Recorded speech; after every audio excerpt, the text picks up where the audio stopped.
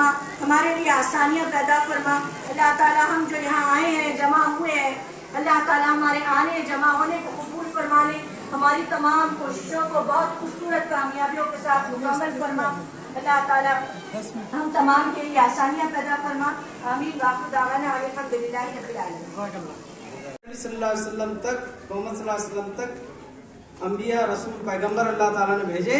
ان میں سے 4 جلیل القدر جن کو آج پوری دنیا جانتی ہے, ان کے نام لے کر اللہ تعالیٰ نے کہا کہ اس جو دین ہے, دین یعنی زندگی ساتھ آپ کے تعلقات بہترین. اب اسلام کی جو شبیہ بگڑی ہے, اسلام کو مٹانے کی جو سازش کی جا رہی ہے, اس سازش کی بنیاد آپ نے اور میں نے ہی اپنے غلط رویوں سے رکھی ہے. اب جو مسائل آپ نے اور میں نے اپنے غلط رویوں کی وجہ سے پھیلائے ہیں, ان غلط رویوں کو سمیٹنے کی ذمہ داری بھی آپ کی اور میری ہے. اب ہم اپنے رویوں کو درست کریں, اپنے کردار کو درست کریں, صحیح اسلامی کردار, صحیح اسلامی رویے کے کو اختیار کریں, اور پھر اپنے بلائیں اور ان کی دعوت رکھیں, ٹی پارٹی کا اہتمام کریں, ان کے سکھ اور دکھ میں شریک رہیں. اپنی جو 2 عیدیں ہوتی ہیں, ان عیدوں میں, اپنی خوشیوں میں ان کو اپنے ساتھ شامل کریں. تو مراٹھی تراجم کے قرآن ان کو تحفے میں دے, ان کے ساتھ دوستی رکھے, ان کے دکھ سکھ میں, ان کی خوشیوں میں شریک رہے, اور اپنے ساتھ ان کو شریک رکھ کر اسلام کی کرے. اللہ تعالیٰ سے دعا ہے کہ اللہ تعالیٰ ہماری کوششوں کو ہوئی. قرآن مجید میں ایک سورت ہے لوہے کے بارے میں, جس کا وشے لوہا ہے, حدید. تو یہ پھر جب ہم نے سوچے کہ شیڈ بنانا ہے تو پھر کائے کا بنائیں گے. اگر ہمارے ذہن میں چھپڑا ہوتا تو ہم انگل نہیں لاتے, ہم گھاس پھوس لاتے بھی نہ ہو. تو اس حساب کے ہم نے انگل لائے, پتھرے لائے, اس کو شکل دیے, ویلڈر کو بلا کر اس میں مضبوط ویلڈنگ کیے, تب جا کر کے یہ شیڈ قائم ہوا. اب آپ بتائیے کہ یہ شیڈ قائم ہوا اور اس سے ہم فائدہ اٹھا رہے ہیں. ہم ہی مسجد کو بھی فائدہ ہو رہا ہے, اور ایک ہم کو ایک سکون کی جگہ حاصل ہوئی. زمین اللہ کی, انسان اللہ کے, ساری کائنات اللہ تعالیٰ کی, انسانوں کو اس نے پیدا.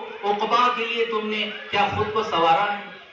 فکر کیجئے کہ مجھے آج سے اپنی روح کی آبیاری کا کام کرنا ہے, مجھے اپنی روح کو تر و تازہ کرنا ہے, مجھے اپنی روح کو پاک و صاف کرنا ہے, اور اسی کی قیمت لگنے والی ہے. جب انتقال ہو گیا اور بدن سرد پڑ جائے گا, اور قرآن کی باتیں کریں, ہاتھ پر ہاتھ دھرے بیٹھے رہو گے کب تک, ہاتھ پر ہاتھ دھرے بیٹھے رہو گے کب تک. مکڑیاں اتر آئی ہے قلمدانوں میں, اور ملک کے حالات سے باخبر رہنا یارو, ماچی سے بانٹ رہا ہے کوئی شیطانوں میں. عزیزان محترم, موبائل, انٹرنیٹ اور دجالیت کے اس دور نے مجھے کچھ ایسا محو کر دیا ہے, مسحور کر دیا ہے, کہ مجھے اس بات کی کوئی فکر نہیں کہ میں کون ہوں, کس کا امتی ہوں, میرا مقصد زندگی کیا ہے, اور کل مجھے کس کی عدالت میں کھڑا ہونا ہے. کتنا نادان ہوں میں, کتنا نادان ہوں میں. مسجدیں ویران کر کے گھر آباد کرنا چاہتا ہوں, اپنے مالک سے بغاوت کر کے لوگوں میں اپنی محبت کو پیدا کرنا چاہتا ہوں, قرآن کو پسے پشت ڈال کر ہدایت یافتہ ہونا چاہتا ہوں.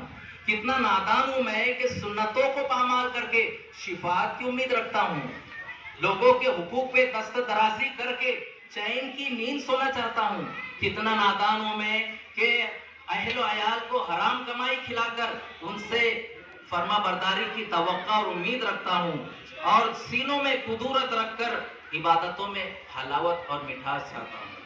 عزیز بھائیوں اور بہنوں, ہم ظاہر کی تو بہت ٹیپ ٹاپ میں لگے ہوئے ہیں, لیکن شاعر کہتا ہے کہ دنیا کے لیے تعلیم ہر روز سنورتے ہو.